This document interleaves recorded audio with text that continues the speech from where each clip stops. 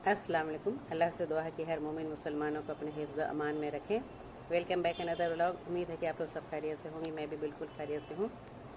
तो आज मैं पिछली ज़िंदगी से हम लोगों ने क्या सीखा है इस सिलसिले में मैं बात करना चाहती हूँ कि हमने जो है पिछली ज़िंदगी में से हम लोगों ने क्या क्या सीखा है और क्या सबक लेना चाहिए और क्या आगे जो है इसके हिसाब से ज़िंदगी गुजारना चाहिए। इस सिलसिले में मैं बात कर रही हूँ कि पहले हम लोग यही सोचा करते थे कि जब हम लोग छोटे थे तो हम लोग सोचते कि घर, हमारा जो घर है एक महल है और इस महल में हम लोग सब एक साथ रहेंगे। हमारे मम्मी पापा और चाचा चाची भाई बहन सब हम लोग एक साथ रहते थे, तो एक साथ बड़ा मज़ा आता था।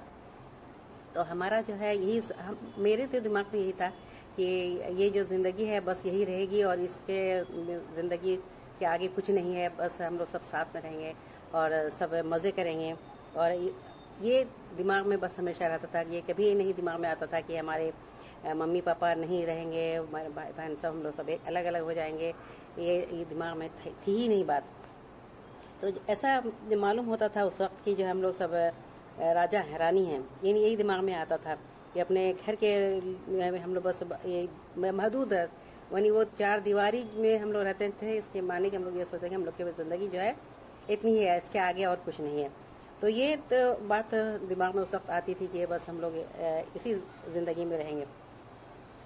तो जब एक इंसान जब नींद सोता है और ख्वाब देखता है ना, तो ख्वाब देखता है उसके बाद जो नींद खुलती है तो सब गायब हो जाता है। तो वही बात है। स्कूल में बचपन में अपने मम्मी पापा से कुछ सीखा, स्कूल में गए तो स्कूल से कुछ सीखा, फिर अपने शादी के बाद सीखा। तो शादी के बाद जो आँख खुलती है दूसरे दिन ना, तो उस वक्त लगता है कि अरे क्या ज़िंदगी है, दूसरी ज़िंदगी बदल जाती है। फिर सारा जो है दिमाग में आ जाती है बात कि वो जो ख्वाब था ना वो ख्वाब टूट चुकी है और वो मेरा महल जो है, महल में हमेशा जो रहने वाली जो ख्वाब था वो महल मेरा जो है वहीं पर रह गया। और जो है जब दिमाग में यह आता है कि जो है जो महफिल हम लोग जमाते थे भाई बहन मिल करके, तो महफिल जो है वह वहीं तक थी और महफिल जो अब जो है वो जुड़ चुकी है।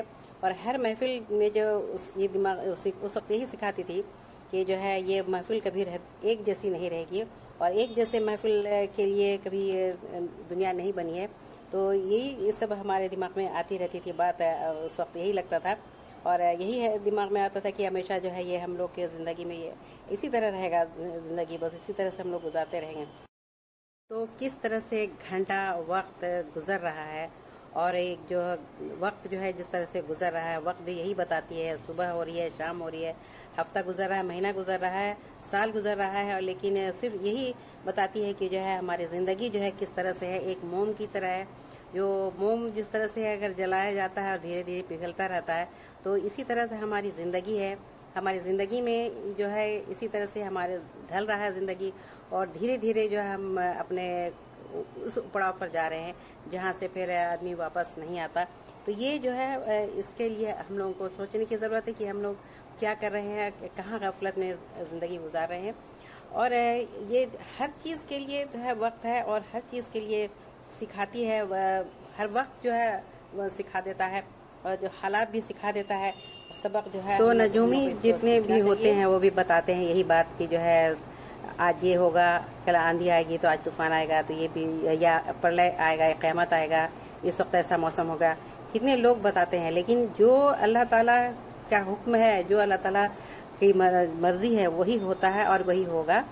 तो एक ये जब हम लोग नहीं रहेंगे दुनिया में, तो ये सोचिए कि जो है ज़िंदगी वैसे ही चलेगी और जितने लोग बचे रहेंगे वही सुबह होगी, वही शाम होगा, वही सूरज तुलू होगा, वही सूरज गुरूब होगा और घंटा वही रहेगा, मिनट भी वही होगा, सब चीज़ होगा, लेकिन हम लोग नहीं होंगे। अगर हम लोग ख़त्म हो गए, इंतकाल हो गए, तो ये सोचिए कि गौर करने की ज़रूरत है कि क्या कर रहे हैं हम लोग जो है इतना जितनी भी टाइम मिली है, जितना भी वक्त है हमारे पास, उसके का जो है पूरे अच्छे तरीके से इसका इस्तेमाल करें और इबादत करके तो अल्लाह को राज़ी करने की कोशिश करें। तो ये ज़रूर करना चाहिए और अपने बच्चों को भी बता के जाना चाहिए कि क्योंकि और जो चीज़ अपने लिए सवाब जारिया के लिए करना है और सवाब जारिया के लिए करते रहना है।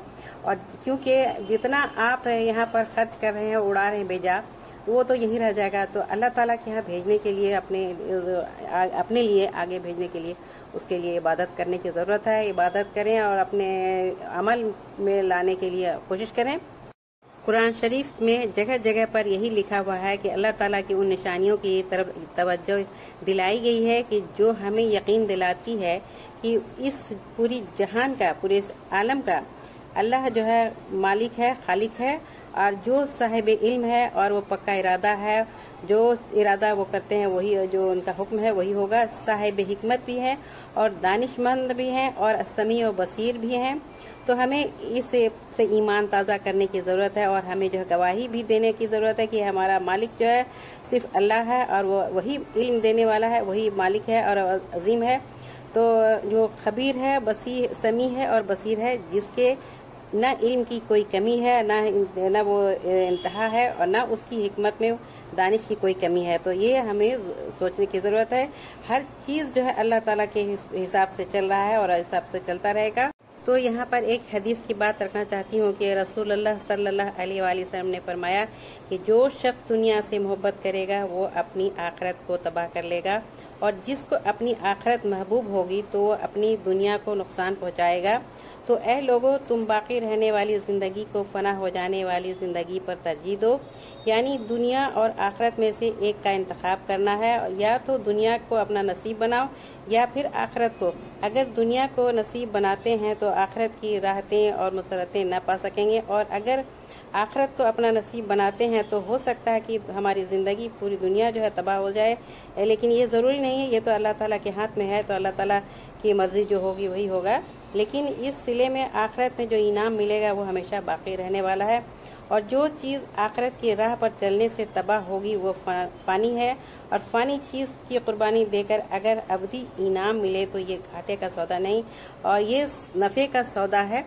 तो ये देखने की ज़रूरत है कि और गौर करने की ज़रूरत है कि अगर हम नफ़े के जो सौदा करते हैं, नफ़े के लिए काम करते हैं, मतलब अल्लाह के को राज़ी करने के लिए, अल्लाह के लिए काम करने के लिए, तो हमें हमारे लिए फ़ायदा ही है। और नमाज को पकड़ना है, नमाज को छोड़ना नहीं है, हर हाल में नमाज को पकड़ना है, क्योंकि हुज़ूर सल्लल्लाहु अलैहि वसल्लम ने यही आखिरी वक्त का इनका यही वर्ड था कि नमाज को न छोड़ना। तो नमाज पढ़ते रहना है।